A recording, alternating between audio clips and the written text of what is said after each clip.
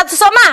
wariyaani adiga dhiil naga dhixnaa iga tagnaya dubaashiga ma qandubka ka muruxay wariyaa dhiilka naga dhixay muxuu ahaa firi muxuu ahaa dhiilka naga dhixay labadeena gabadha ma leefay aan ma fahmin oo labadiina ma istaqaanaan ha soo leefay waa ninkayga waaye